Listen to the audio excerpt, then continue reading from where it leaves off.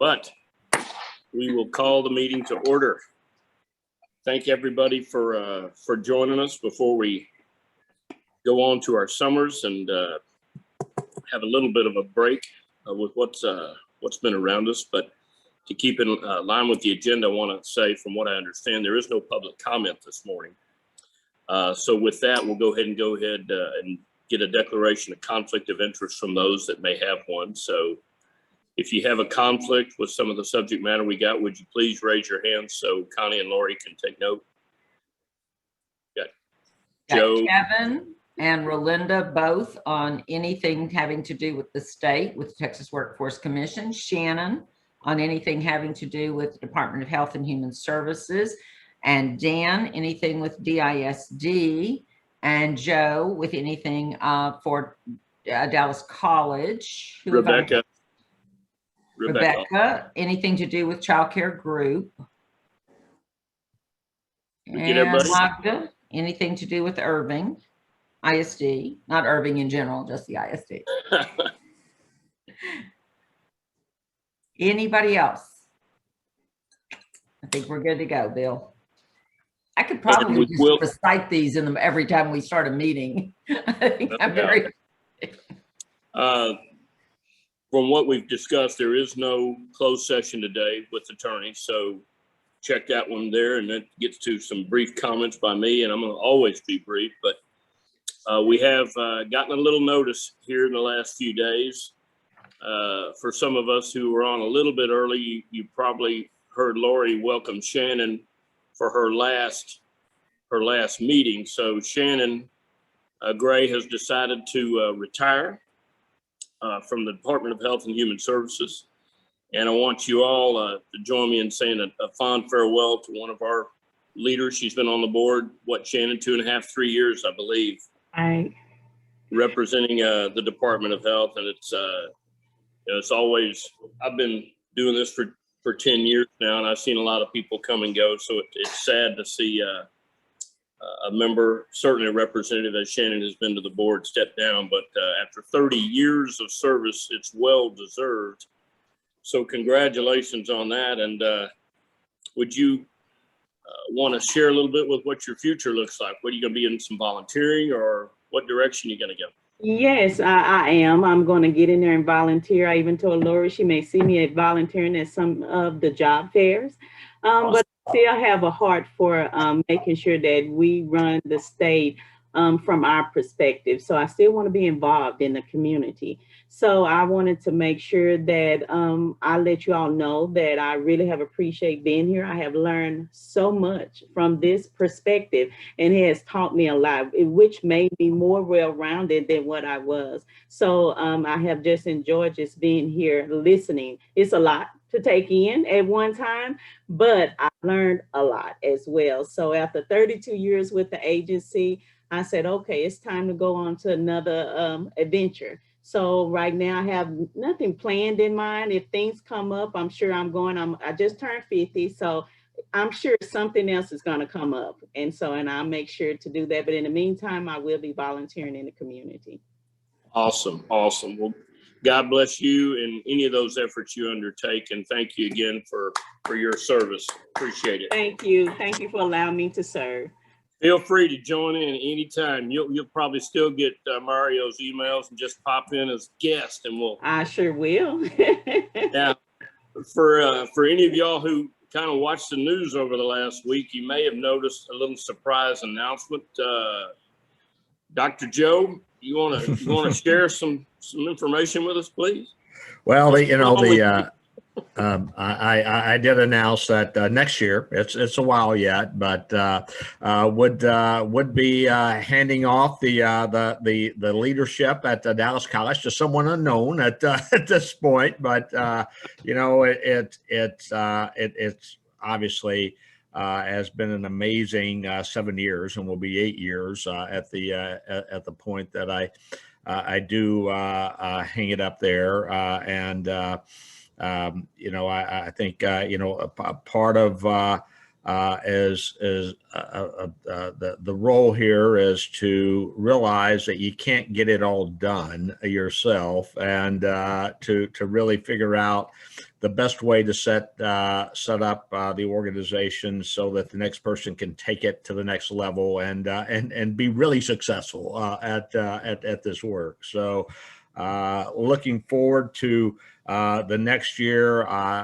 It's going to be a great one for us. We're going to have some, I think, breakout moments in a couple of areas as we finally get things moving on our long court delayed bond projects and other things that are there. But an amazing team that we have in place, and Bill, appreciate it. Appreciate the being a part, and hopefully you guys will let me hang around for about another year or so on this. So I think we have you for another 13 months, 25 days, and not that we're counting, but I tell you what, I know, recognizing what, when you listen to the news and certainly through our programs over the last 8 years, you have set the bar so high over there at the community college district in general. That's going to be some large shoes to fill, and I know you may be. I don't know this, but hopefully you're part of that hiring process and have time to mentor the new person, whoever that may be coming in. So we do have you for another 13 or 12 months, whatever it may be. We do have you then. So appreciate you staying on board and not retiring from us sooner. No, appreciate that. And again, really do. I mean, there's so many of you, I'm looking at your faces here, that have just supported our success and helped us really be able to be a resource to this community. And of course, all of us over the past year, I think looking again at everyone here, have figured out how to roll up our sleeves, be a resource during this time. And I think we learned a lot, as many organizations did, in terms of how we can, I think, do a better job in the future of contributing to the needs of individuals and employers and our entire community. So thank you, Bill. No question. And one last quick question: what's retirement look like for you? Actually, I do have one project I really hope to be working on. The legislature passed a community college study bill, very similar to the one that created House Bill 3. So I am looking to try to be a part of that. That's going to be a pretty intense year-long piece of work with a lot of time in Austin, but also around the state, as we take a look at, I think, a broken funding model for community colleges in the state of Texas. It's long overdue to be overhauled. It's about nearly a 60-year-old model, and long antiquated, and but it won't be easy to change that model, but one that I think is necessary for the state. So that's going to be the next big project that I hope to be working on. I will, one way or the other. But good.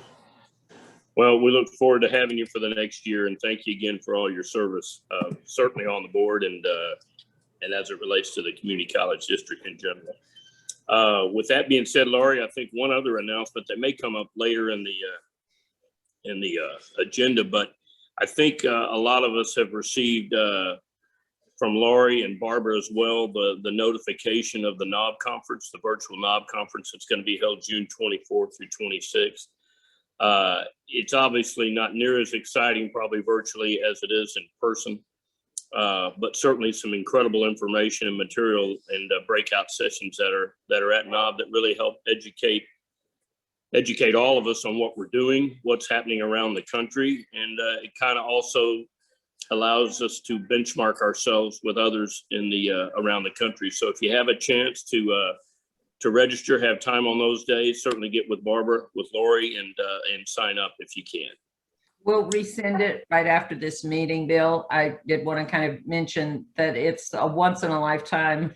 It's a full conference, but it's we get through it in a very cost efficient way because we don't pay the travel and the hotels. There's still a lot of problems with Washington, D.C. and hotel capacity. So the entire conference, which hosts usually 1,500 people across the nation, is limited to 250 in-person attendees. So we didn't sign up for any of the battle to get those rooms at the hotel.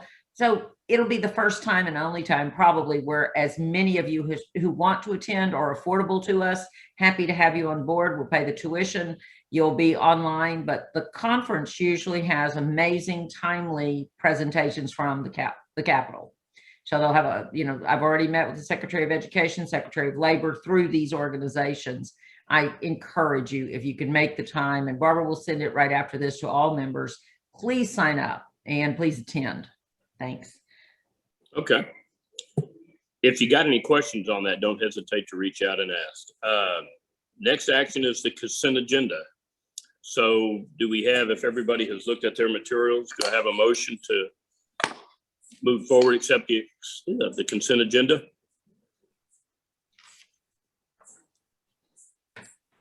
Not all at once.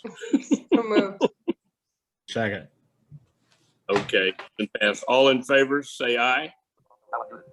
For a show of hands also. Aye. Aye. Aye. All opposed, same sign. All right, consent agenda passes. All right, Lori, I believe we're on to means, ends, and expectations. Mr. Chairman, we did skip over Child Care Task Force, and that is Susan's report, but let me just touch it briefly. Sorry. Because Stephanie is with us and Bessie is with us. It was a great meeting, lots of really good discussion. They will meet again later this month. And I think it's important to note that there are changes being made at the state, lots of advantage for the child care system. But, and truthfully to the members, we did get more information just in the last 2 days as to the child care desert definition, which Alan will not be happy about. It is zip code driven. I did argue, but they're committed to it. The other issue will be documentation so that child care providers can receive an abundance of funding, but the timeline they've set for it is costs that they incurred from January 21 to August of 21.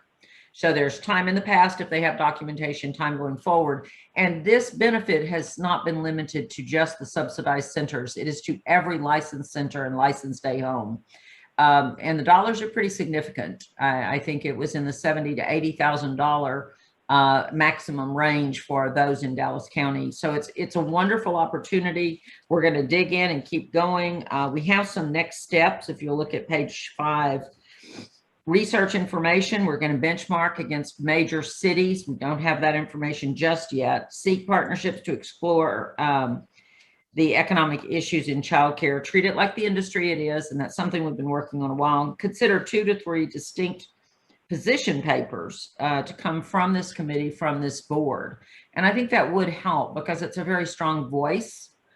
We have a leadership role, and I don't think we've ever embraced it. And I see this task force wanting to truly embrace it and make it about what we see as a workforce board. And I appreciate their effort and their passion. It was a great meeting. We're going to have another one, and I'll make sure all of you know about it in case you have the moments to dial in. Very good information and one of the largest grants that we're responsible for. So thank you for that. And Susan will be back.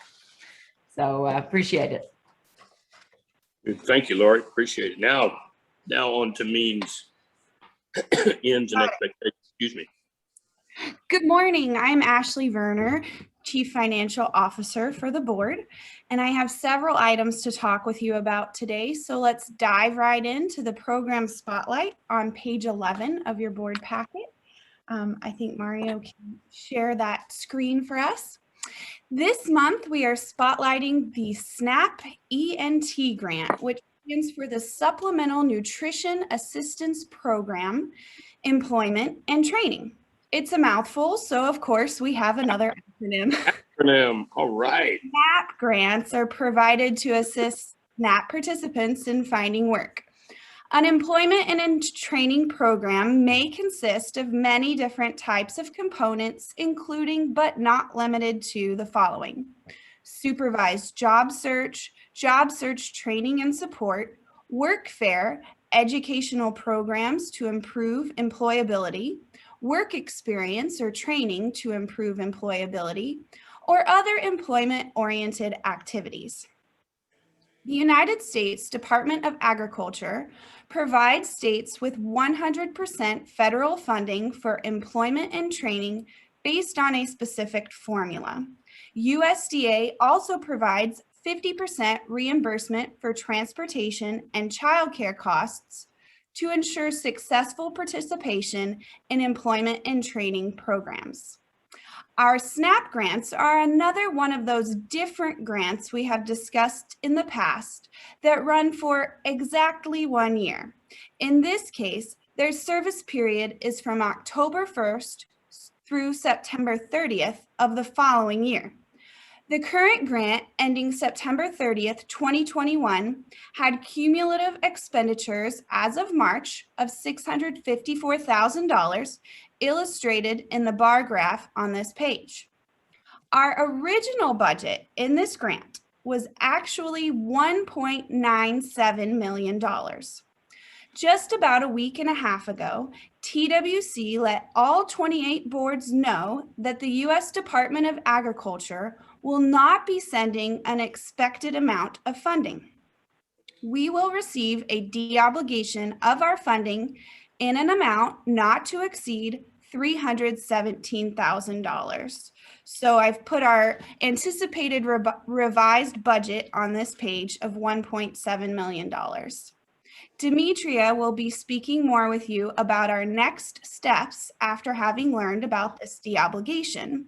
We will need to de-obligate Equus's contract based on this new information. Are there any questions about the SNAP program, funding, or de-obligation amount at this time? Well, Professor Werner, I thank you again for highlighting yet another of these programs and educating us that are not educated in all of the vernacular.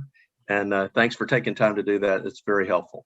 Absolutely. Glad to hear it. I'm learning too. So it's great to see the program side. So thank you. You know, if we didn't mention this, certainly to the 8 new board members before, you'll see it as we go. There's more acronyms in workforce than you can shake a stick at. So take notes and write down what they mean, because it'll pop up in a few months and you'll remember. I've heard of that. What does it mean? So thank you, Ashley. Appreciate it. I've spent my life thinking SNAP meant act quickly. Yes. Now you know. Now you know. We know the difference. Go ahead, Ash. All right, let's move on to our detailed expenditure report beginning on page 12. Mario, if you flip, thank you. The first grant on this page is our youth grant. It's not highlighted this month, but I do want to make mention to you all that we are in jeopardy of giving up an amount up to 18% of this budget. The grant ends June 30th, and as you can see at the top of the page, as of March, we have only spent 62.19% of our $5.3 million budget, or $3.3 million. During the pandemic, it has been challenging to serve many of our populations, the youth population included. Lori, did you have anything to add to the youth discussion? I think it's necessary to expand on what you're saying. The grant is a 2-year grant, and it truly was a 1920 grant. And that's why we're having so much difficulty. So if you recall, we started our initiative for the class of 2020. It's kind of their money. Engagement of young adults has become, if you can believe this, more difficult than it was. We've always discussed how difficult it is to get young adults to participate in any program. They're not really interested in this organized event. 2 of our contractors did not spend training money during 20, and that really is harming us in keeping this money. I've checked with the state. I've asked for accommodation. I've gone all the way to the Department of Labor. I found for the state 2 ways that they could make this money available to us in the future. I still haven't heard back about that, but we recognize we're going to have the same problem in TANF, the Temporary Assistance to Needy Families, because right now, the Department of Human Service, well, for the entire time, has not required them to act. So we have no compelling reason for those customers to participate, except those who are willing. So we are seeing some challenges. It is statewide. I believe Dan has a question. Thank you, and good morning, everyone. I'm just wondering what this money might be used for. We do have the summer internships and summer job programs coming up for both high school and college students. Is there any way this money could be applied to what used to be called, I think, the mayor's internship program, or something that we can spend the money, on a program that's already existing to enhance the program in some way. I'd hate to see that, this amount of money go to waste, especially when we have such critical needs in this area. Completely agree, Dan. Our funding is predominantly for opportunity youth, and I am working with the mayor's office. We are working. We will host the mayor's job fair on June 10th for the in-school and out-of-school youth. The problem with this funding and the engagement issue is we cannot enroll in-school youth or in college youth. We have to find those youth who have disconnected from both school and work for a significant period of time. As the state used to say, it can't just be the summer layout. They must be truly disconnected youth, opportunity youth.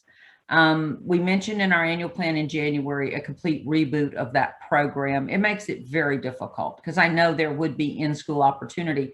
It's the main reason we kicked off in April. We kicked off the class of 2020 and went to school districts and said, can you help us with your alumni from last year if they're not working, if they're not in school?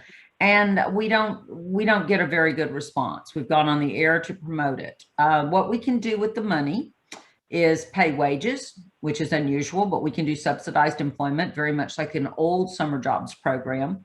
We can also do education. And so if we could work with the college district, even now, Joe, we could work with the district to do class size and pay the district in the 12th class day, we could exhaust the money on classes, but it has to be for opportunity youth. And I think the engagement of the youth it's just thwarting all of our efforts because of who we are serving. Makes sense. And the money won't go to waste. Let me go there. The money will be recaptured by the commissioners and put out as statewide money, and we can apply for that money. And so that is one of the things that I'm looking at is let's apply, and we are getting extra funding from all sides. That's been another issue. Special grants have come in and we've exhausted those first. So formula money that it's already being replaced on July 1, we will have resources. Yes, sir, Dan. Yeah, so maybe it's too late this year. Maybe it's not, but based on what you said, it might be too late. But what should the school districts be doing in the future to help get this money utilized in a productive way? I appreciate that question. I think something we've not done is notify the districts every year about your youth that graduated and perhaps did not flourish, did not launch into anything else. Maybe we could go at a joint campaign every August for the youth that graduated, or a dropout campaign. And I know that's hard to talk about because we do like to recapture. The districts are trying to do their best. We don't have the dropout problem we used to. But if we could have an ongoing relationship, we're referring them back to our opportunity youth programs, both at the college and at Equus. I think that's a piece that's missing, and I appreciate that question. And how much money is it this year that is going back into the bigger pool that we're not? I think we said 18%. It could be between 800,000 and I don't think it'll quite hit $1 million. It's less than 20% of our money, and our money is 5 million. Oh, okay, and I realize this is a long shot, but if say Dallas ISD was able to identify those students, those former students who either graduated or didn't graduate and are not in the workforce, that's the criteria. How quickly can we move if the district is able to do that quickly enough, how much time do we have left? June 30th? On that money, yes, but let's not slow down. We have lots of money in the queue. We're not going to slow down. So we're out there trying to grab them now. We will keep enrolling through June, through July, through August, because the funding keeps being replenished each Okay. year. So we're going to, as Ashley's showing the sheet, we're going to get a new $5 million July 1. Okay. So there's no slowdown. The takeaway for me is to go back to the administration and see if we can work more closely with Workforce Solutions to utilize this funding to benefit our former students. I appreciate that, Dan, and I give an offer to Magda as well. That would be fantastic if we could work more closely with you. Okay, thank you. No, thank you. That deserved all that explanation, I think. Formula money for WIOA is very interesting because it does annually re-up in the middle of summer. And that is it's one of the only federal programs that does that. So we will keep spending. We will have the same problem if we don't have a strategy this year before we get to 2022. There's a lot to be done and a very difficult population to serve. Ashley, I'm sorry we derailed your report. No, that's great discussion. And we have a question in the chat from Ken. He asks if it's possible to prepay any expenses for traditional services. And typically we can't do that because the services have to belong to the time period in which the grant is open.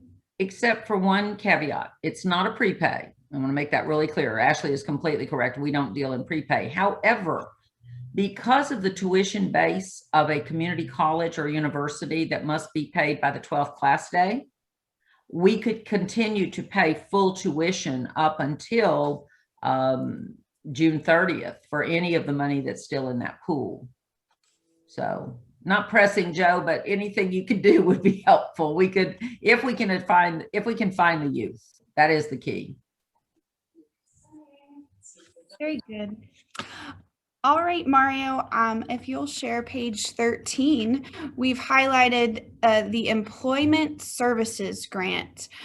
We have a need to implement a virtual phone bank, and we have room in the Employment Services Grant for obligations.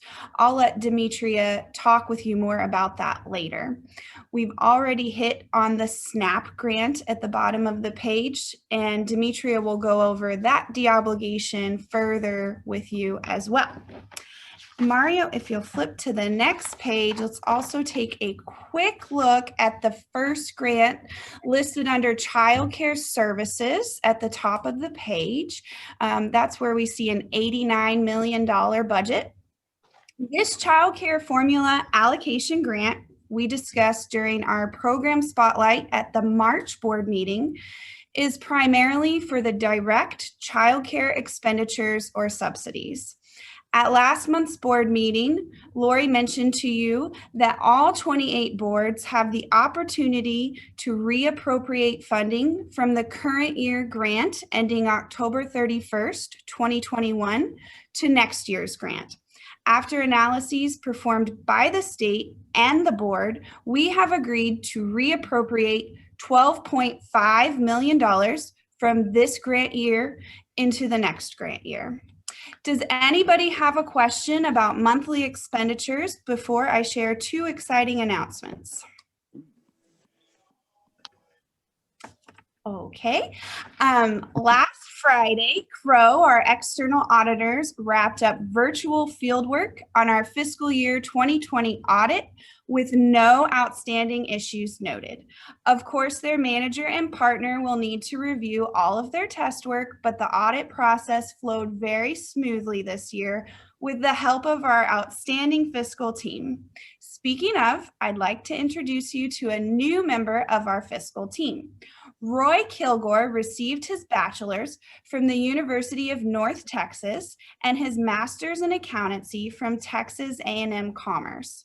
Roy has experience working with Ernst & Young during busy season, and he most recently comes to us from his position as a staff accountant at a medical care company. We are thrilled to have Roy join our team as of last Wednesday as an accountant level 4. Roy will be assisting our team in reporting on all of the many grants we have presented to you today to TWC monthly.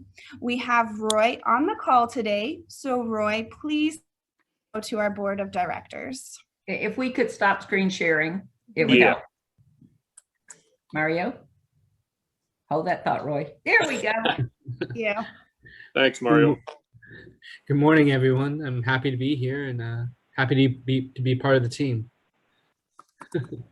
Welcome aboard, Roy. Thank you. Thank you for joining us. Thank you.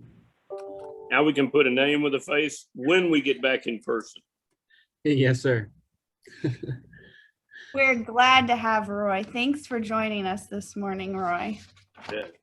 Ashley, just to echo, congratulations to all the team that worked so hard on the audit. That's great news to hear that we're progressing well on that. And again, that's not without a lot of hard work. We know that you have a great team that's supporting you, and appreciate Crow's work as well. Thank you, Carter. Well, that's it for financial analysis this morning. So I'll pass the mic over to Richard to go over performance. Thank you. Thank you, Ashley. Good morning. My name is Richard Perez, and I'm research manager for the board. And I'm going to be going over the MPR, one more acronym, but that stands for Monthly Performance Report. And this is our report card from the Texas Workforce Commission. We have updated data for the February MPR. That's still the most recent, but there was some issues with the MPR, so they updated the measurable skills gain. There were some errors, and we're meeting all the measurable skills gain measures. But we still have two measures we're not meeting. One of them is youth median earnings, and the other one is child care. We've had discussions with our child care contractors about the youth median earnings gain. And we're also keeping an eye on adult entered employment. It's close right now, and we're trying to keep it in the meeting level. I just wanted to touch on all of those. And before we go into the economic snapshot, I'll take any questions if anybody has any. Richard, if I could just comment on the average children served, and that is on page 18, sorry. 18, yeah. There you go. I am not worried about this. Please note that when we move $12.5 million to the other side of the calendar as of October 1, and it's a wonderful opportunity, we also get to move the slot level forward. So it will reduce our goal down below our service level right now. So the next comment you'll hear in June is that we're now overperforming our measure, or whatever date that they actually move the money. So, I mean, it's a moving target these days, but I'm very thankful to Reagan and to Ed Cerna and to the commissioners for giving us the opportunity to roll the money. The flexibility in this grant is so much better than most, but also we are going to need the childcare as soon as kids are back in school and parents are back to work. So we need the money when it's appropriate. And I'm glad this did not just go with the calendar. Big kudos to them. The other thing, Richard, if you could talk about the median earnings again, go back one page, Mario. I notice on that one, if you'll hone in on the numerator denominator, the numerator is NA. Is that measure fully baked, or is there something going on where they've not? And I think they've had to recalibrate some of the performance for WIOA, and I think that might be a glitch. But I don't have what the specific numerator is for that measure, but it is real, and we do need to keep a an eye on it to make sure that it's meeting for the end of the year. But yeah, It's hard to deal with these past measures. I would call the board's attention to the fact that this measure is measured from those who exited our program between July of 2019 and December of 2019. So when you're Correct. looking backwards, understand 20 is going to be a rough year. Kevin. Yeah, I was just going to say that I don't believe there's actually a numerator. I think the denominator is the number of people that are in the measurable skills gains calculation. So I don't think there's really ever a numerator. Thank you, sir. Appreciate that. But there is on just about everything else, right? Median earnings. Correct. Oh, I see. It's on every one of them. Thank you, Kevin. I am concerned about where the performance would be for the 2020 year. I'm just telling you, we're not out of the woods. 2020 was rough. We serve fewer people, therefore it becomes the metric is very tight in meeting the measure because you have so few to deal with. If you only enroll 20 people and you lose to 5, you have a problem. So I'm just kind of preparing. This is 2019 because we are always looking at continuity. These are all reports generated by wages that employers report. So it's very important that we keep an eye on the ball and make sure you look at that far right column as to what period we are reporting. You'll see there's only a few that are real time, like the youth measurable skills gain, July of 20 to July of 21, February 21, sorry. I need better glasses. Sorry, Richard, to interrupt. Please continue. No problem. And that is just to talk on the earnings gain. It does look at employment. And those that are employed, it does pull in what their earnings were for that quarter. So we are keeping an eye on it and hope for make sure we do the corrective actions that need to be done in the files. If I could go to page 19, I just wanted to show. There we go. Just at a glance, those are all of our board throughout the state, their performance in all the measures. And it's just a summary. They call it the at a glance report.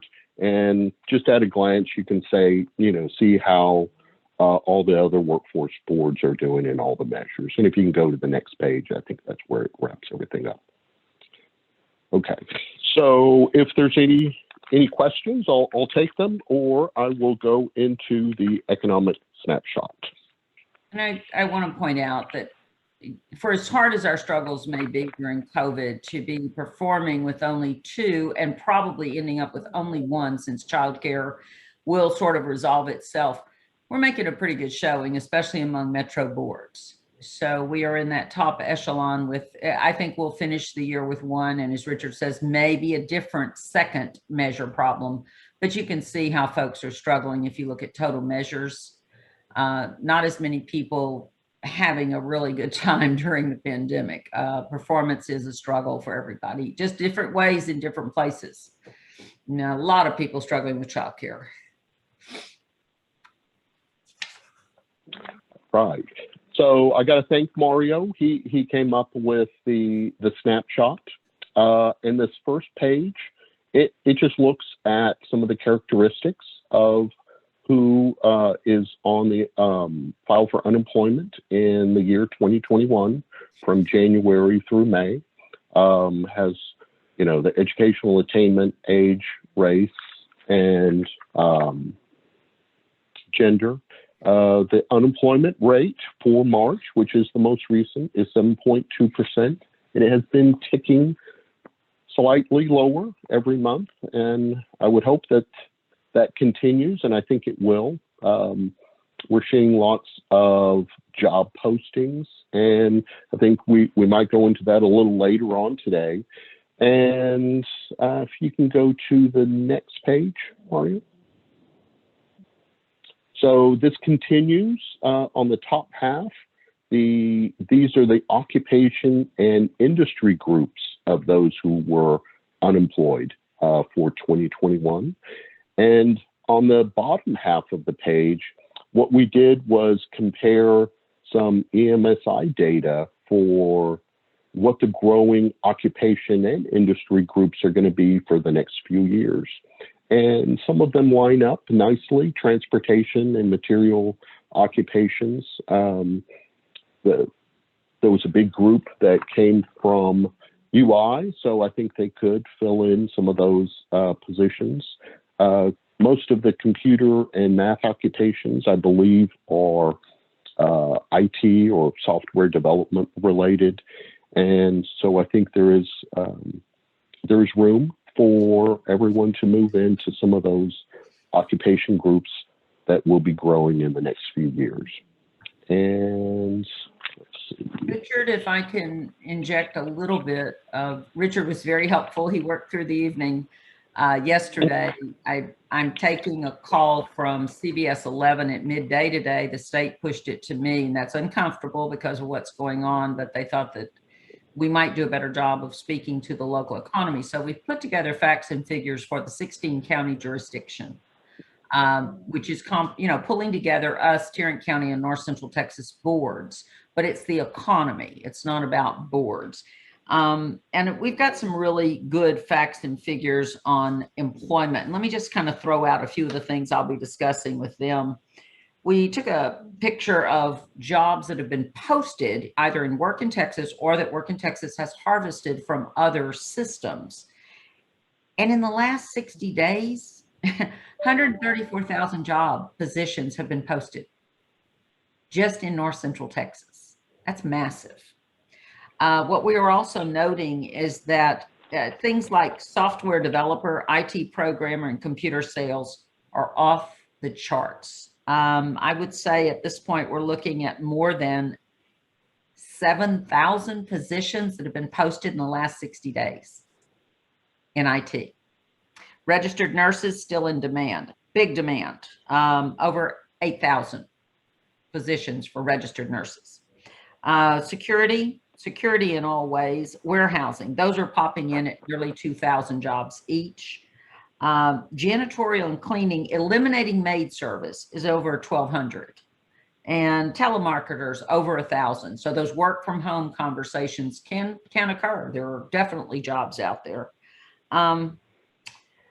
Quickly on the number that Richard posted for the unemployed claimants from January to April, we are now at active claims for Dallas County. I'm not going to talk about the region because I'll get confused. There's a lot more in the region, but in Dallas County, we have 101,931. So 102,000 claims currently, and 67,000 of those are involved in pandemic benefits and extended benefits, and may in fact lose benefits as of June.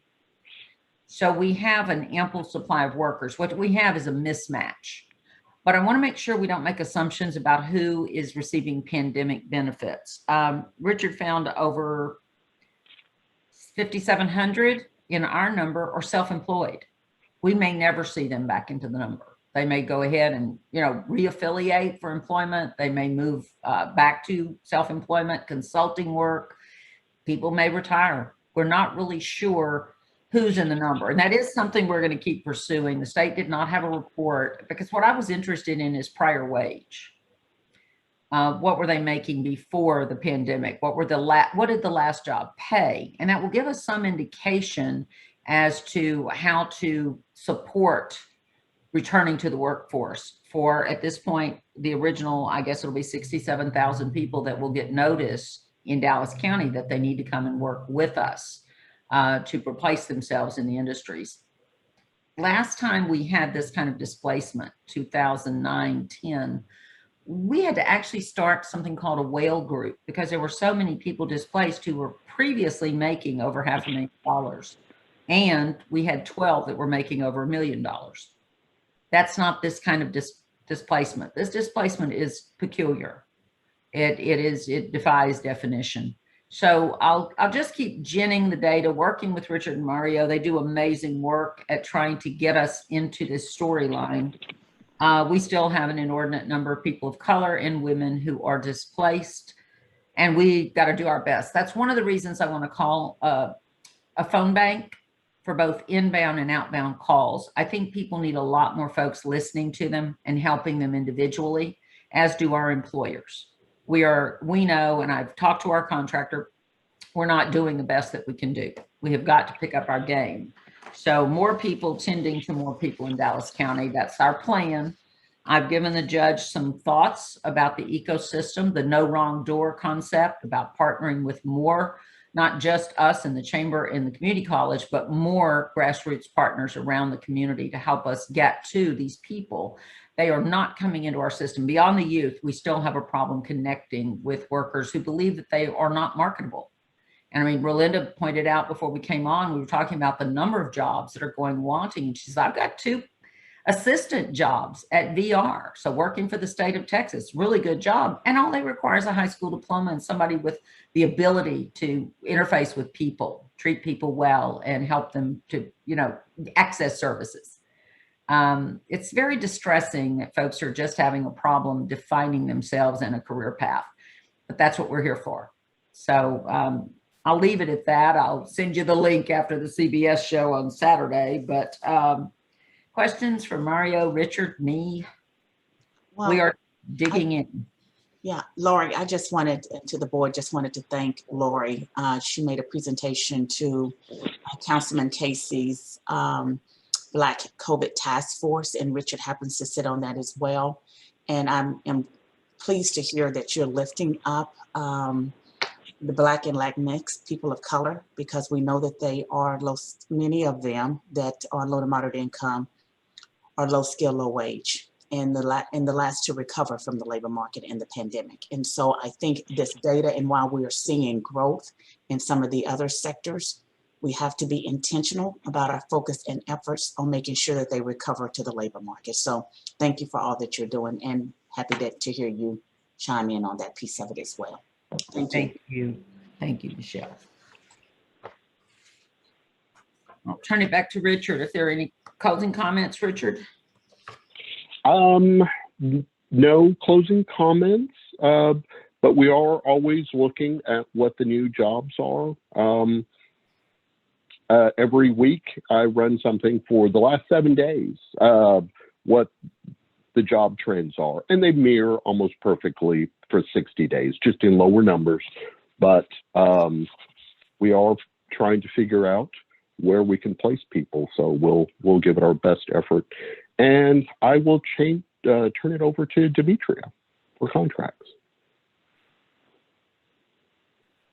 Good morning.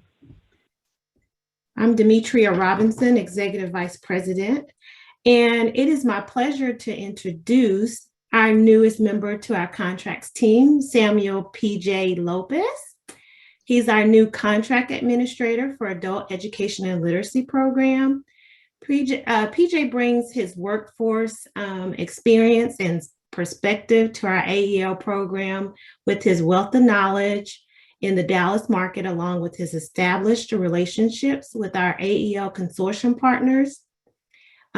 We welcome his addition to our team. It's growing. He's now, it's 4 of us in contracts department. PJ and his wife met at college and share a music and opera interest, a passion for it. Of course, once we learned that about PJ, we invited him to perform at our first WFS Dallas AEL graduation ceremony in 2019.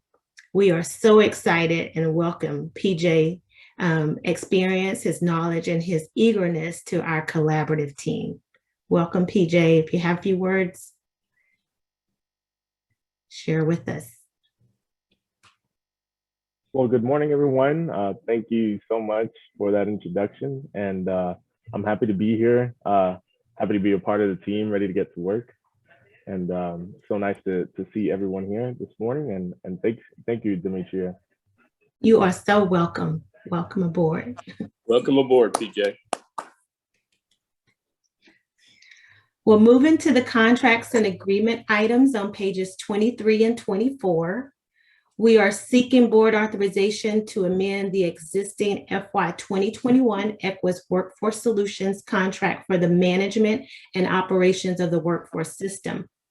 By adding available employment Service funds in the amount of $585,000 with $336,000 in the existing contract through September 30th. For staffing, a virtual call center that Lori referenced earlier to refer workers to available job postings, with the remaining funds to be included in the new contract October 1st. In addition, board staff request your approval to purchase support for our VoIP, which is our voice over IP phone system, to accommodate this initiative. This investment would be shopped for cost reasonableness and will be brought back to you for approval.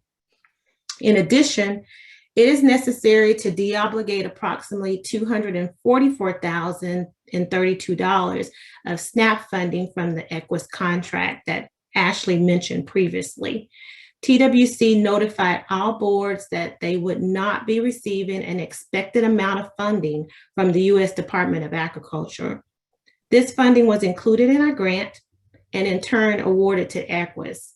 We will receive a deobligation of funding as Ashley briefed you on, but the exact amount is not yet known. EQUIS will reduce their monthly SNAP spending through September 2020. We hope the lapsed funding will be restored in the new fiscal year of October, starting in October 1, 2021. Are there any questions on those actions for EQUIS existing contract? Dee, I believe the action is to authorize the staff to purchase the instruments and software for the VoIP. I don't believe it was a return item. We don't expect it to exceed small purchase. If it does, it would be marginal. We'll bring it back for ratification, but we've got to move ahead. With the developments of Monday, we have got to move ahead. People now will be desperate to get our services, and we just need more voices on the line.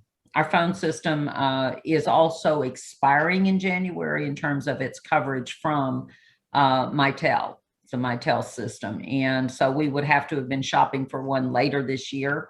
This might give us that extra bump to get some good pricing and move into a new era with the phone system. Lori, do we want to do both these separately or together? I believe they can be together, Bill.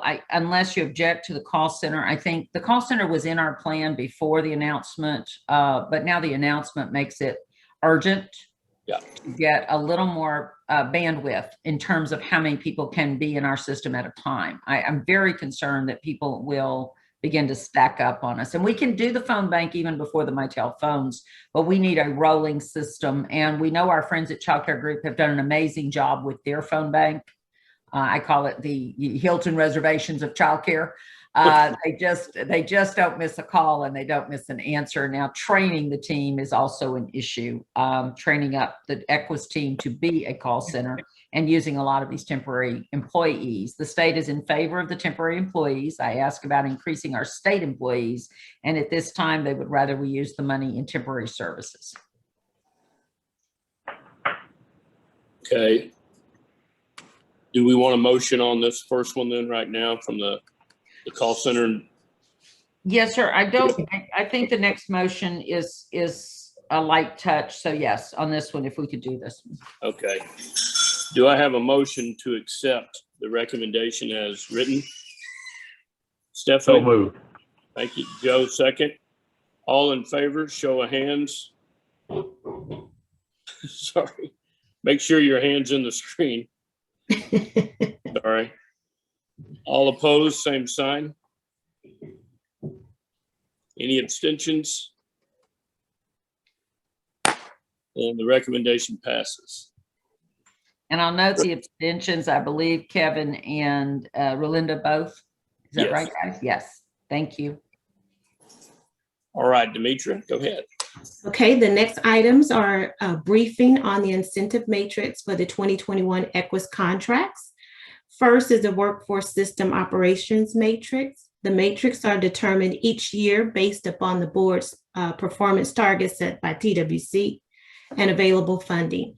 The table represented on pages 23, the tables represented on pages 23 and 24 outlines the targets for FY 2020 and the proposed targets for FY 2021.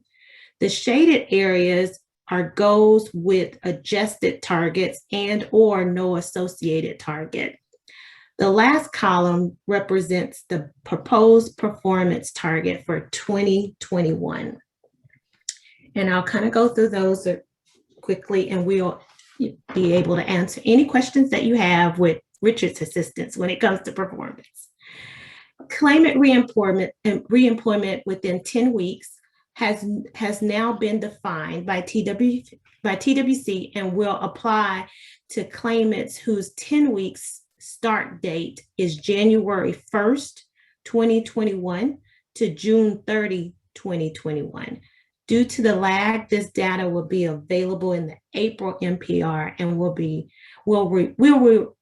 will have to report that target once it has been established by TWC.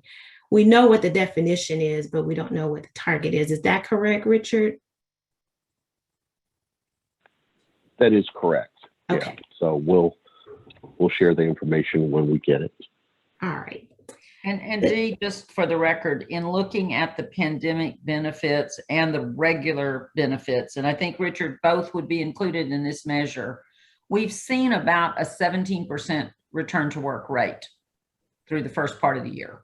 So I don't know what the denominator will look like in that. It's going to be a steep climb because of the 10-week, but we may play catch up here with the pandemic benefit going away. A target of 9,583 has been established for the employer workforce assistance goal for this year. As you will see, last year we did not have that target, but it has come back for 2021. There is no target for this contract year for the Choices for Work rate. However, TWC is re-examining the measure with the goal of developing an updated measure that will count additional activities that are found to lead to better outcomes for contract year 2022. So there's been no measure for that, no target for that measure this year. Moving on, we had some discussion about the median earnings Q2 post-exit for youth, but there's one for all participants.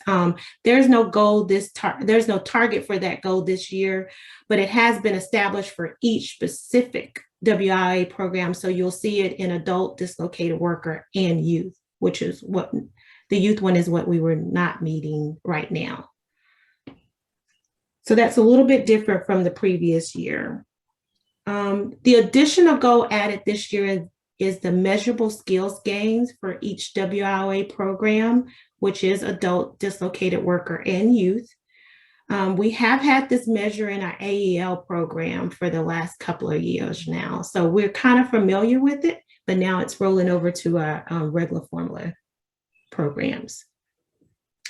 Overall, you will see there are slight reductions in the targets with the exception of the credential rate for all participants. That has an increase. The expectation of those enrolled in training sponsored with these funds is for those individuals to receive a recognized credential. So they're counting that. As I move on to page 24, you will see a table for non-custodial parent. These are targets outside of our board's contracted performance targets. We are not recommending any target associated with these goals at this time.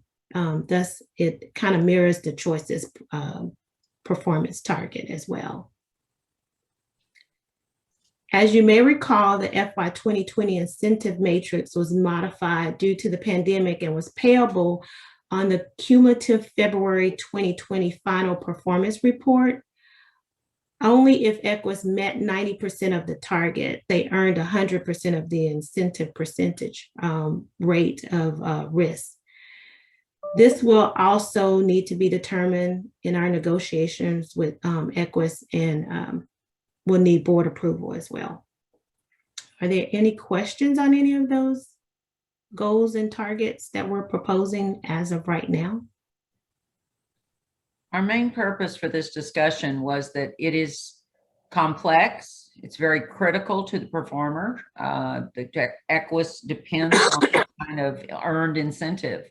But it's going to be a very difficult negotiation because there is so much, there's things lost, things found, and things changed throughout the matrix. TANF and non-custodial parents have not been required to participate.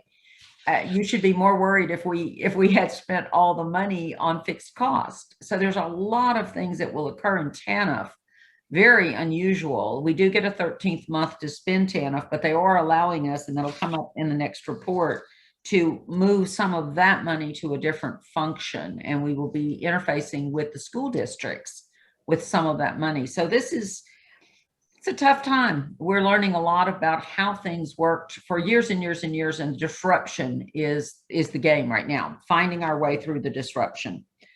But we didn't want you to get a matrix next month that just says, yeah, give us a vote. We want you to see how complex this is and what the elements are.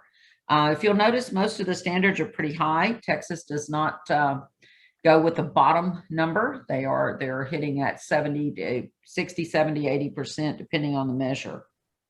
Happy to engage in other conversation or questions about this. It is not easy, but this was a review, and the motion is to understand we continue to negotiate and give us that authority, take this back, look at it again, wait for TWC to give us final measures, and some effort on TANF. I think the holdout on TANF performance and not having people participate in the program, that is Ashley, $9 million, a $9 million program. Yes. That's right. It's huge. Do I have a motion then to approve the recommendation as written? It's board authorization to negotiate with EQUIS to finalize an incentive matrix to include the proposed performance for 2021, additional measurable activities at the local level that may lead to outcomes. Performance targets will be adjusted to reflect the board's targets contingent upon TWC changes, and this will come back to you in June. Mr. Chairman, so moved. Do I hear a second? Thank you, Ken. All in favor, show of hands.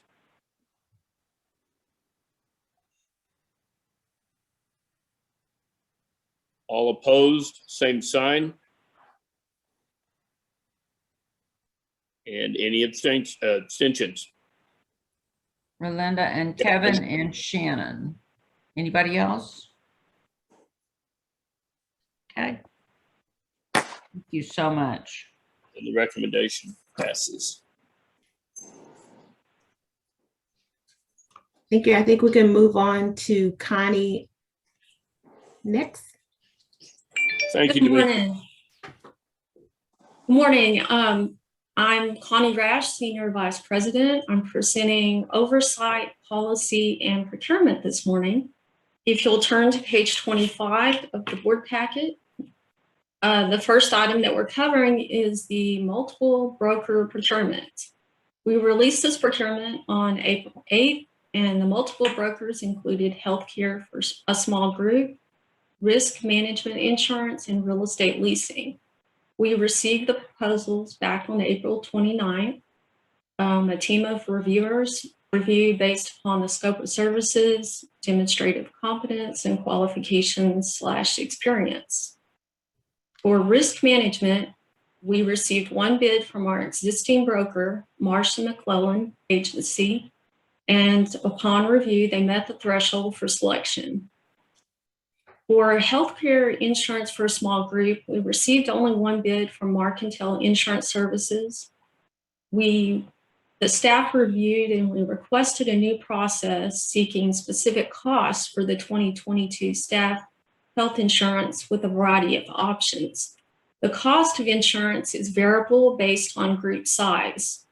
We hope to secure participation with a larger group. Marcantel is our current and longtime broker and will be invited to present specific costs for this purpose. The second effort will be a request for quotes, and we will aggressively shop the market based upon rates this summer. And basically that came up as part of the Q&A. Marcantel himself raised the question of, do you want quotes? This is one of the most expensive things we do under, beyond salary.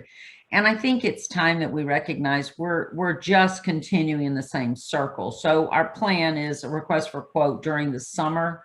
I know it's very hard to get 22 rates or to specify, but we've got to find a larger group to participate in. We know there are things like ADP, others out there that could perhaps present cost options that we've never explored. So in this particular case, I strongly recommend that we don't just grab a vendor, a broker, and roll forward. I think it becomes we would shop for anything else that cost this much. We would personally shop ourselves. And so I think that's where we would like to land on this one and get that going as soon as possible. He will continue to represent us as our broker until such time as we would make another decision.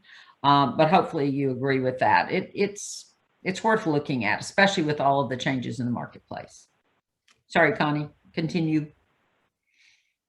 Very last broker was real estate, and we did receive 2 bids from Jones Lang LaSalle Brokerage Inc. and CBRE. We have received assistance from both brokers over the years.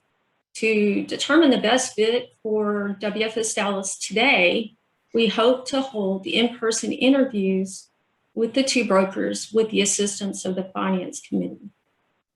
So that's all of the brokers that we've procured, and the recommendation is to approve the risk management insurance broker, Marsh & McClellan, restate the health insurance procurement as a request for quotes, and seek pricing for 2022.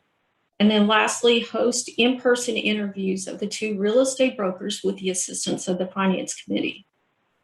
The selection will be based on the recommendation of the Finance Committee. To provide this extra effort, board authorization to also extend the date for the letter of authorization service period to begin following board action June 16, 2021, or following action of the board for each purpose. So that's that. I didn't know if y'all wanted to go straight through procurements or if you want to take action just on that one. I think we go ahead on this one. I'd like a separate action on this. Okay, do I have a motion to approve the recommendation as written? And Mr. Chairman, if I could just clarify one thing before we move forward. You bet. And that is that we're only talking about specifically the Marcantel Insurance Services. That's the one we want additional bids on. We're fine with Marsh & McClendon. We have interviewed them through the Finance Committee. They've been they're a well-known brokerage firm nationally, globally. So they're doing a fine job. This action does not involve them. And in fact, they prepared us that due to the current economic situation, we should be prepared for increases. So we want to make sure that we're very secure with that relationship as they go to market for us, looking for our general liability, workers' comp, things like that. So I just want to clarify that before we make the motion. And then one other question, Bill. I'm still a little confused, Connie and Lori, about the difference between a request for proposal for brokerage services and a request for quote.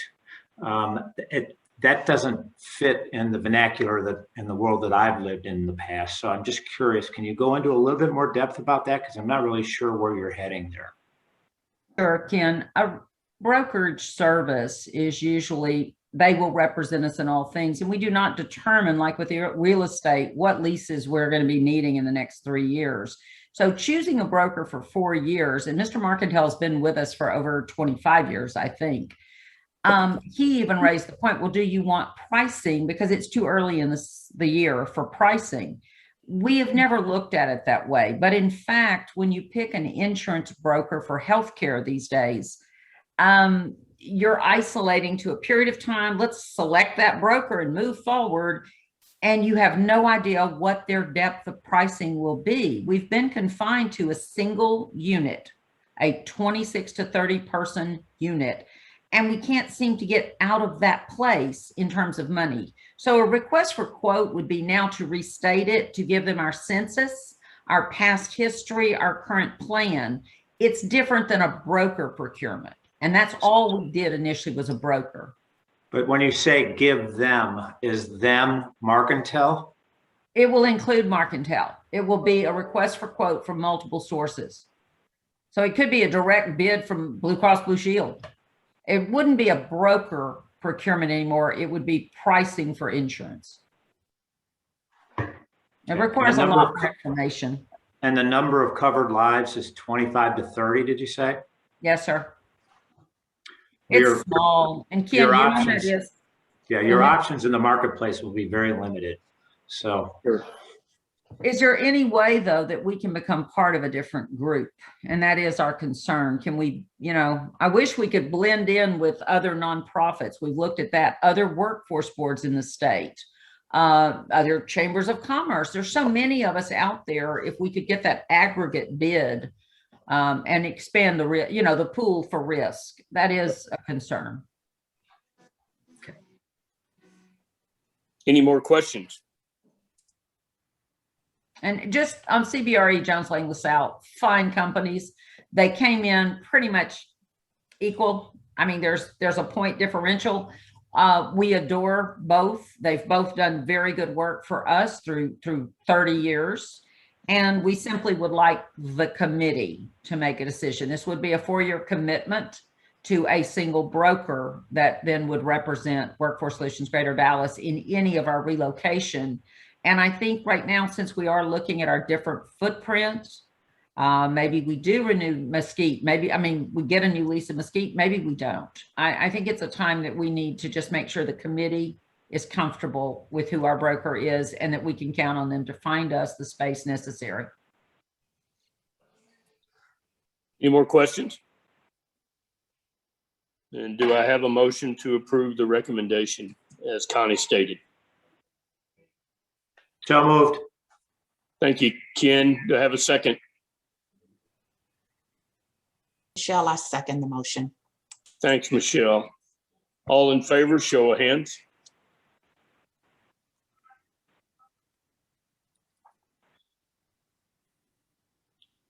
All opposed, same sign. And do we have any abstentions on this vote? It shouldn't affect anyone. Okay. The motion, Connie, yes. Yes, thank you. The next item is the management and operation of the Dallas Workforce System procurement. We released procurement on April 8th with a deadline of May 6th. We received 2 responsive bids from Arbor, ENT, DBA, Equus Workforce Services, and Manpower. The proposals were scored by a team of reviewers independently based upon criteria such as organizational capacity, demonstrated effectiveness, customer service delivery design, transition implementation, financial management, and organizational stability, as well as price cost analysis and value. Equus Workforce Services submitted a bid for the management and operation of the Dallas Workforce System. This included services to employers, while Manpower offered a bid to service employer customers only. Based on the evaluations, Equus Workforce Services was the highest scoring proposal with a final score of 75.7, and Manpower had a final score of 71.8. So that's basically the proposal reading.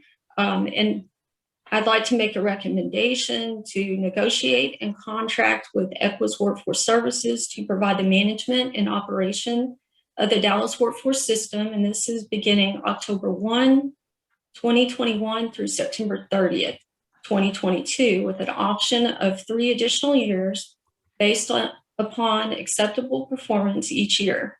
These items are subject to discussion and negotiation, which included program design, staffing and compensation, overall budget and allocation of direct customer service, and performance incentives.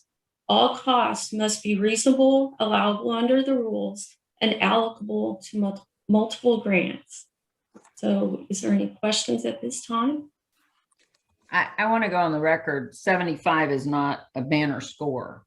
I think the readers were accurate, very accurate in looking at demonstrated performance, where there needs to be improvements. The things you see addressed, we're hoping that we can see dramatic improvement in what's going on in our field offices. So please note, this is not the golden ticket and, oh, let's all celebrate. This means that we have a performer who's capable, who is nationally recognized, but they got to pick up their game in the Dallas market.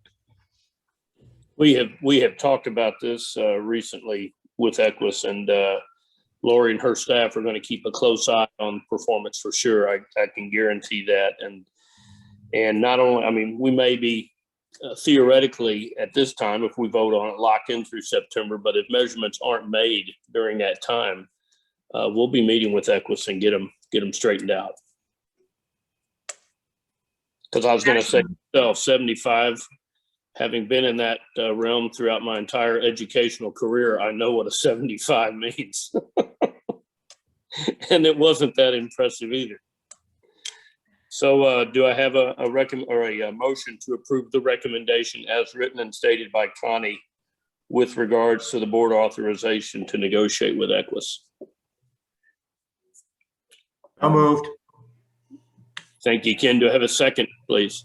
Shannon raised her hand. I think we'll give her the second on her last day. All right. Stephanie, Shannon beat you out just by a quick, this much. Oh. A show of hands, all in favor, please.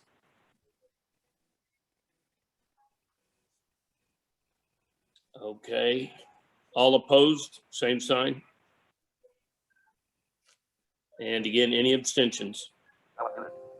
This is Rolinda. Even though I don't think I need to abstain from this particular one, I'm going to because I'm housed and located inside a workforce center. So. Okay. Understand. Was there anyone else? And I appreciate that, Rolinda. She has a strong working relationship with them. No other abstentions. Okay. I think the recommendation was approved. Thank you. Connie, I guess you got one more.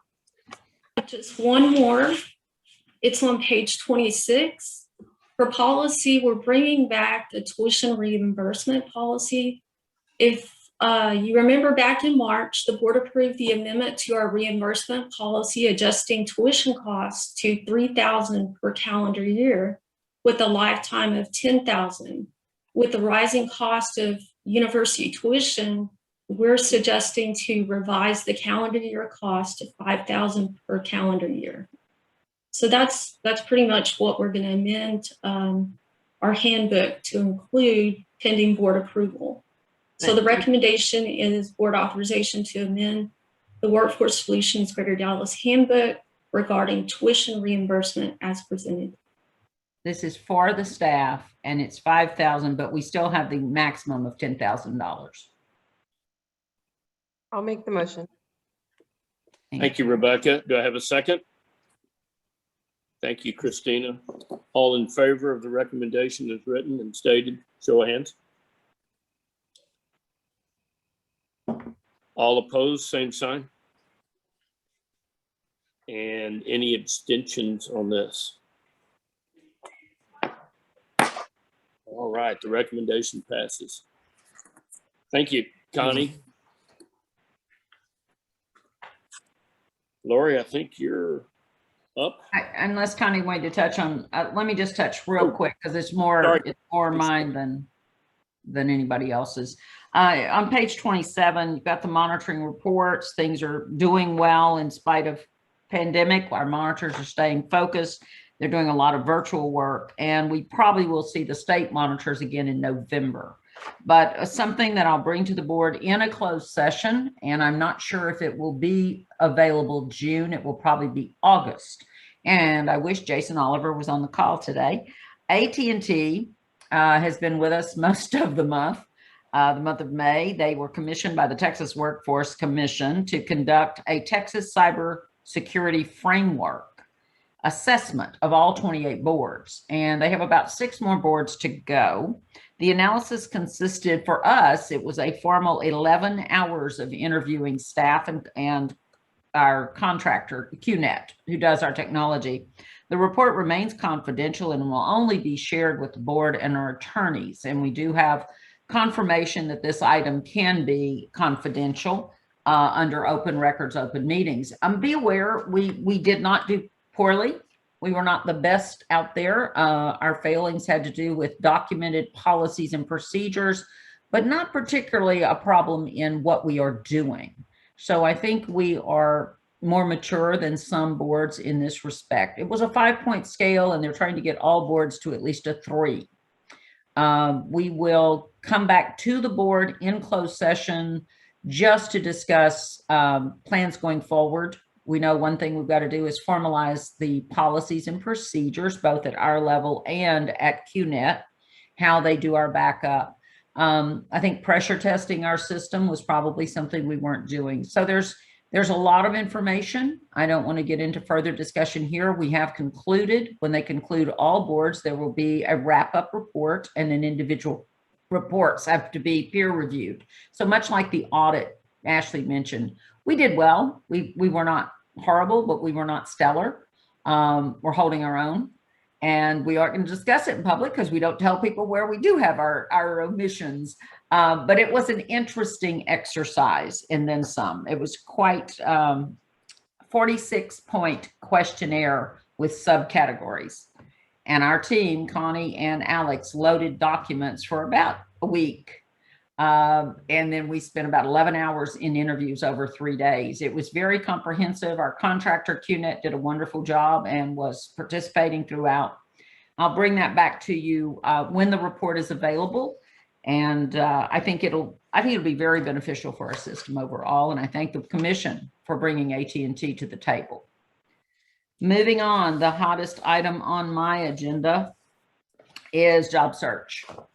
And this begins on page 28, but it began last month, actually. We sent you a vaccination tracking report that was completed Thursday, hot off the presses then. I'm sure it's changed today in small measure. I did not put it in the board packet, but the board members did receive it. We really honed in on thinking we had a different discussion this morning. We were honing in on the population of 16-year-olds to 64, which make up the majority of the workforce. And at that, Dallas is at 47% with at least a single dose and 36% both fully vaccinated.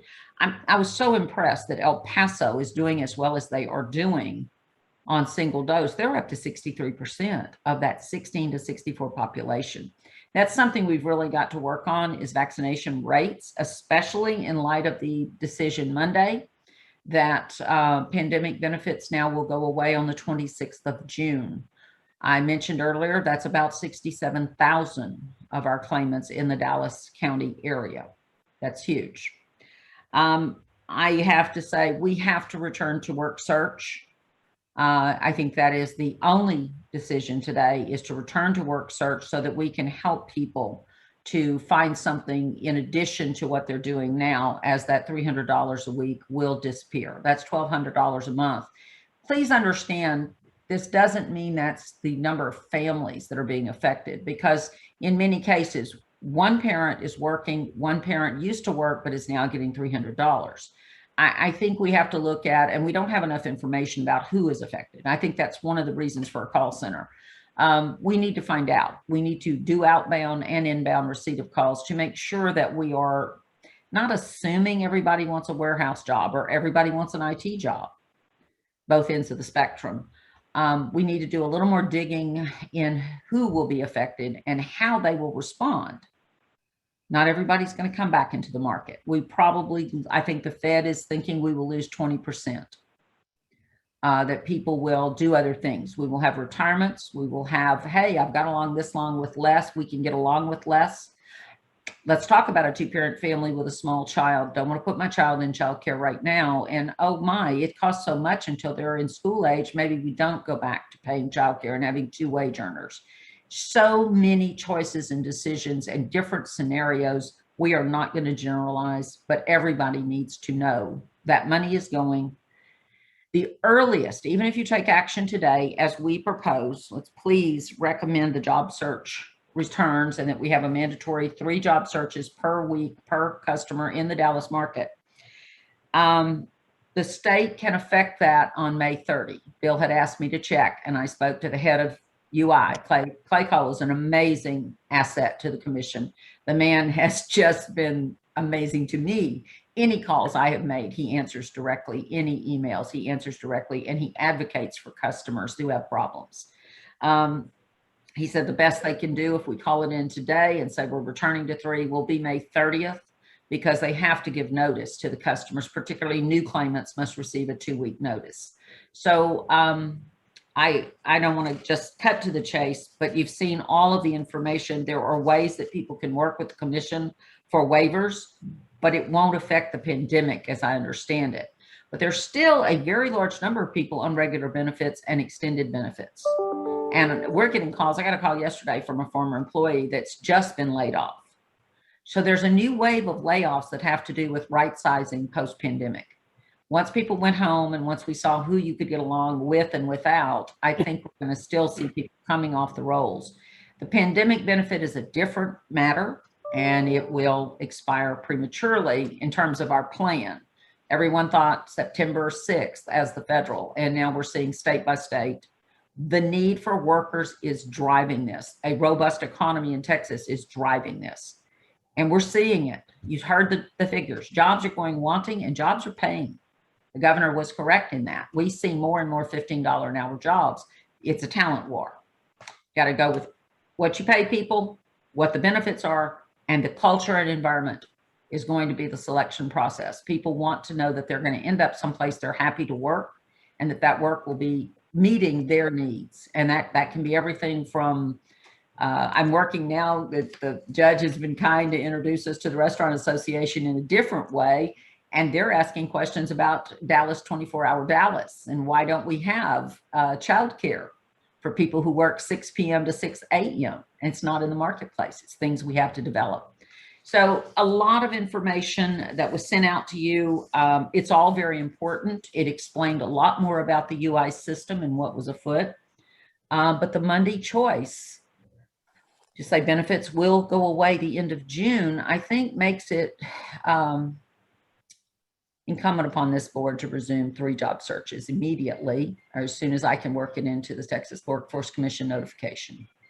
Bill, I hope I didn't short shrift that too far, but no, you hit the nail on the head. I think we all got the email earlier in the week. Maybe I can't remember. I want to say it was Monday you sent it out, or whenever, but so we've all read that and we know what's in front of us, and it's going to require a lot more work on the staff side as people come back to work or want to come back to work and need help with childcare.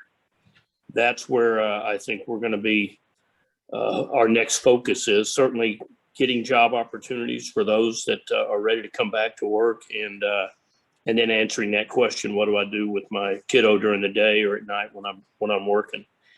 We did have some, I hate to use the word because it's overused maybe, but we did have some robust conversation last month on it, and certainly we need to welcome any comments and address any concerns that we may have. So are there any questions regarding the topic right now before we bring it up for a board vote? Sorry, I told Lori I was going to back off. No, I'm going to back off this month. I will just say I was a little bit of a harder decision considering, but I'm still backing off the ban on even allowing governments to require masks for unvaccinated people. I thought that really worries me. And I wish they had done like a bonus, like some of their Republican governors, where they used some of these federal funds for incentives, but I will back off. So.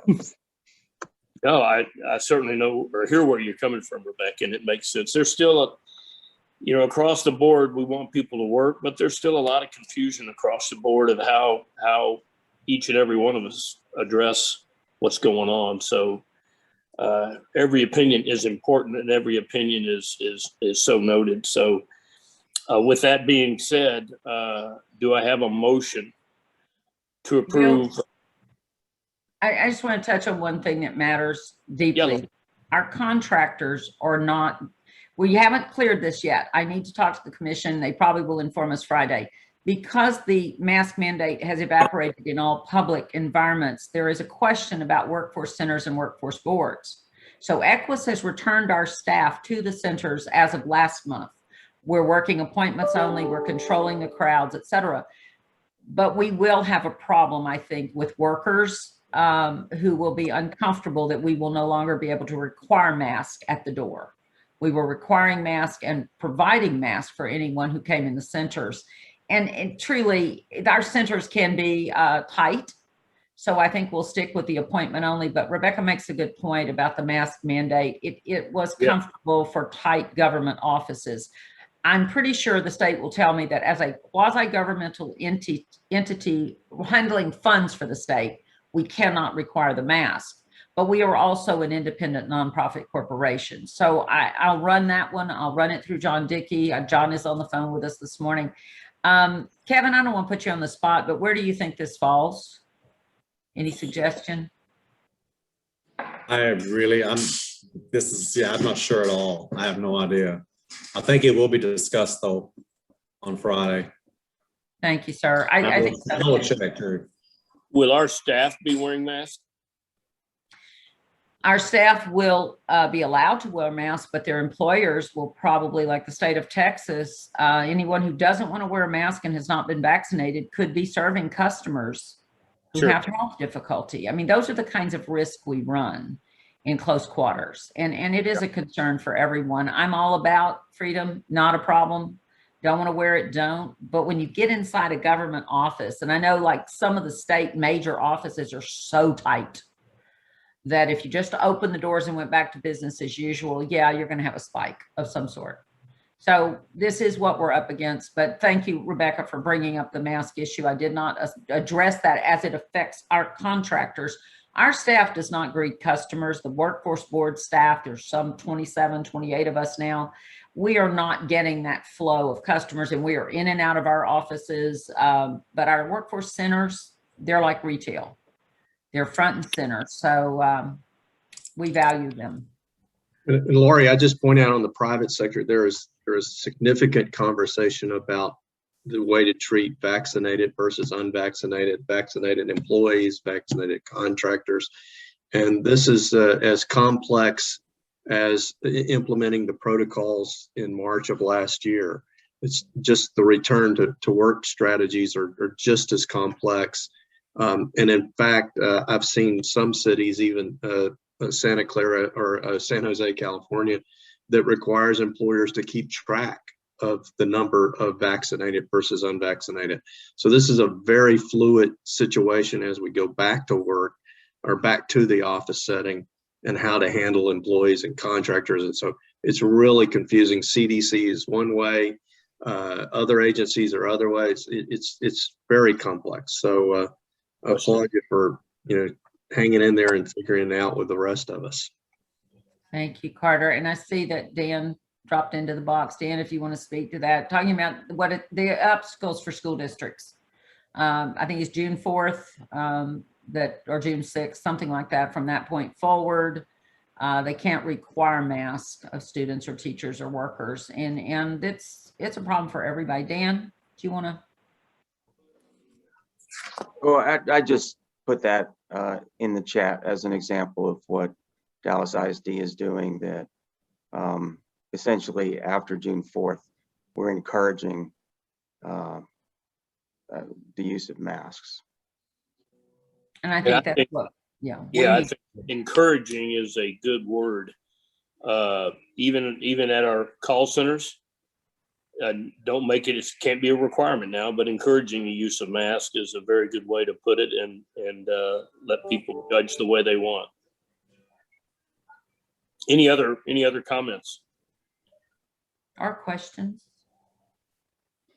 I guess the only question I would ask, Lori, it states in your write-up that the state required, that was a quote, required a minimum of 3 job searches as of November of last year. How did that get past us? Well, it was an exception process. So the Metroplex accepted out. All three boards in the Metroplex were free to make decisions in January. Because you remember when you do something in November, boards don't have meetings. I think I communicated with you guys, you know, as we listen to our county health department, we could appeal to the state to keep rolling forward. North Central went back to 5 job searches in January. Tarrant County went back to 3 in February. Our February was canceled. We had our meeting in March, and at that time the board said, let's go down the road. So the state was really bothering me. I just didn't bother you with it. They were annoyed. We were the holdout for the state, but it suited because we were listening to county health information. So we are not in any harm's way. We did not spend money that would have been necessary to put people back to work since we were not mandating job search. That didn't mean we weren't helping people find a job. We just weren't mandating it. So we've been compromising all along, and the state has been very understanding. And they really appreciated what this board has done in having these in-depth discussions about everything. In fact, they agreed with me. It's very principled decision-making, and you all had a voice. We are not sitting here with a rubber stamp, and it's meaningful. I've had a lot of my colleagues say, what's your problem? Just do it. And I'm like, well, I've got a board. I've got a board of directors who wants to talk about stuff, you know? And so I think it all resonated well in the long run. But I think at this point, and I would have said this beyond what happened Monday, we need to return to the 3 job searches. At this point, I think the state would have tired of my resistance. Dan has his hand up.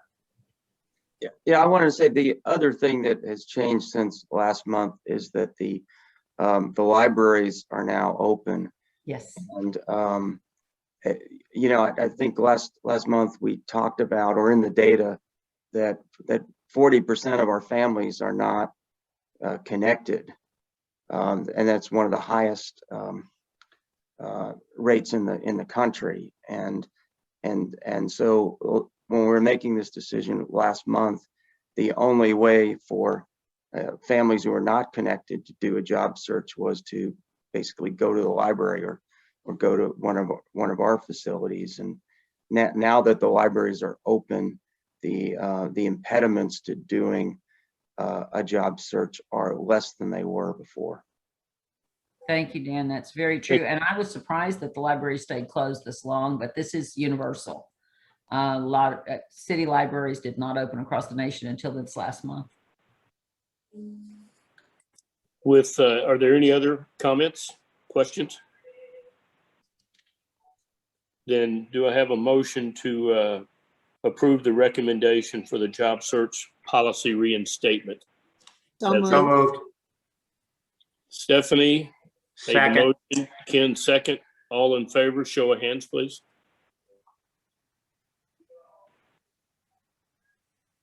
All opposed, same sign. And are there any abstentions? All right.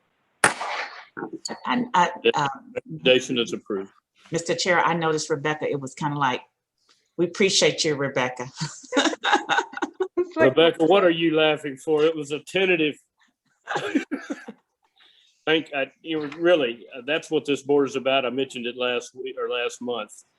And for other boards, maybe to do a rubber stamp, maybe, I don't know if they do or not, but we are a very diversified board across the board. And I think that's what makes it a strong board, that we all have a voice in what we're doing and what we want to do, the direction we want to go, and it's going to have different opinions. So thank you all for your participation in this subject. Lori, you got one Yes, more? sir. One last thing. I know it's 10 after 9 and we've lost a few people. We're still at quorum.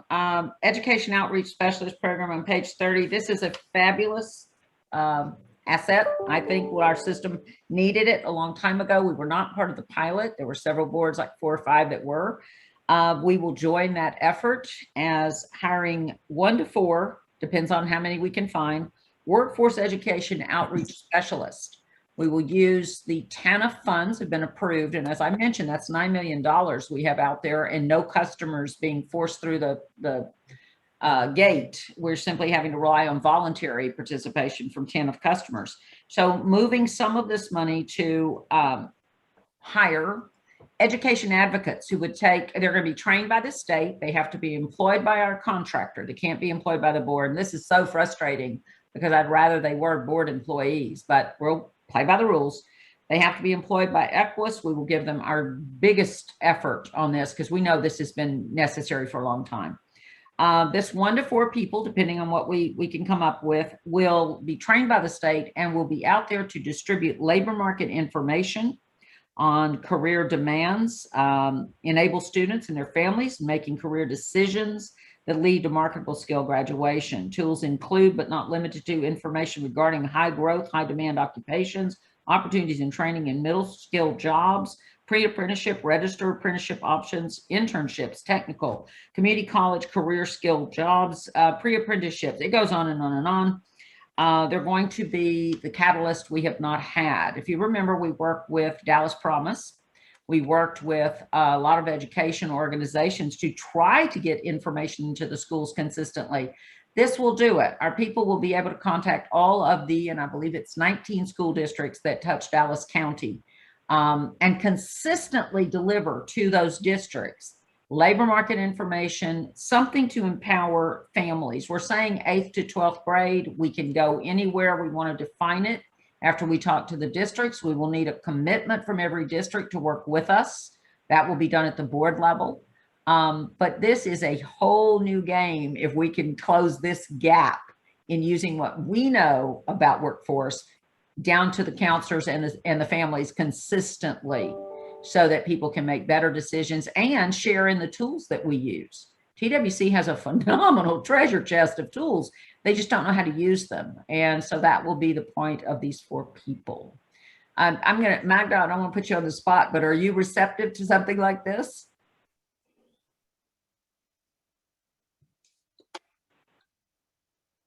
I think you're putting us on the spot. No, sorry. With that, I'm going to mute. Just kidding. Didn't mean to do that. No. I don't think the districts will mind what we're going to do. It's not invasion of their domain. It's simply a tool they don't currently have, except when they're ambitious enough to go get their tools. But this will give them everything we shared with the chamber. Think of it that way. We've worked with Mario and Richard and Alan McGill at the college district. We've shared our data. We've worked together to have this rich, robust information about economy. And I just think this is the piece we were not able to accomplish on funding. We just were not funded for this. And now we have the funds. Board authorization to proceed with negotiations to employ the Workforce Education Outreach Specialist and redirect TANF funding within the Equus Workforce Center contract. We don't even have to appropriate new money. The money's already in the contract. So Laurie, before you do this, can I just say something? So we, as you know, we're working with Toyota and Dallas ISD to open a new school in August. And we have a very big college and career readiness component. And so in so many instances, people don't work together. So if there are ways that we can connect with these specialists, I think we could make greater impact. So I just would remind us to reach out to find out what else is going on that they can connect to. Absolutely, Stephanie. I think that I've already reached out to the new deputy who's over CTE and career at DISD, and she's very appreciative. We can just help share data to the point that we all are saying the same thing to our young adults. And I think that's my whole issue of no wrong door. I feel like sometimes we come off as being competitive in the market. Like, no, we have information at Workforce. No, we have it at the district, the college district, and at the chambers.